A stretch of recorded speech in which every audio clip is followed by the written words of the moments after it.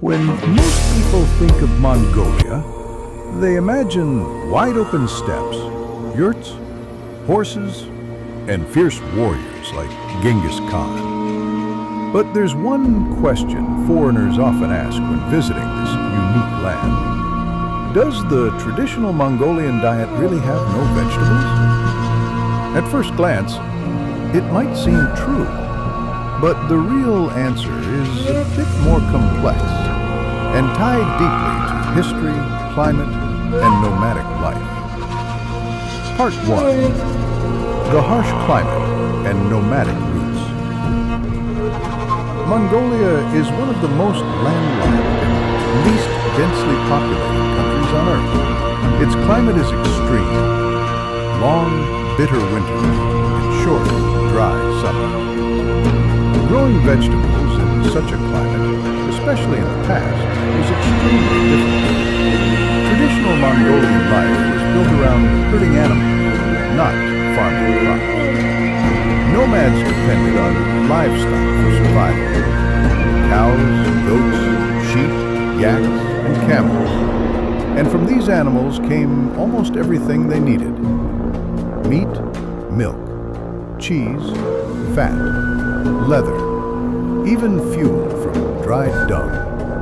So, naturally, their diet revolved around meat and dairy. Vegetables were not common, not because Mongolians disliked them, but because they simply weren't available. Part 2.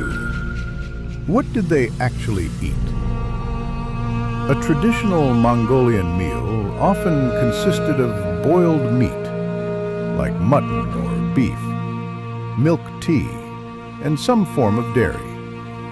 Some famous examples include suivan, noodles with meat, booze, steamed dumplings, and airag, fermented horse milk. In the summer, nomads made a wide variety of dairy products. Arul, dried curds, biaslag, cheese, and tarag, yogurt. In the winter, it was all about survival. Fatty meats and hot soups were essential for enduring minus 30 degrees Celsius temperatures. Vegetables were rarely found in the yurt pantry. The lack of refrigeration, soil, and storage made it impractical. On rare occasions, wild onions or roots were gathered, but these were supplementary, not dietary staples. Part 3. Modern Mongolia. Change over time.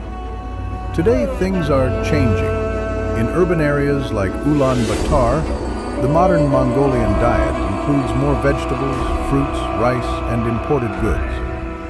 Supermarkets stock potatoes, carrots, cabbage, and onions, the most commonly used veggies in local dishes now. The government has even encouraged more local farming, especially in central and northern regions, where soil conditions are better. But in rural areas, especially among nomads, the diet still remains heavily meat-based. Many Mongolians grow up. Part 4. Cultural identity and food.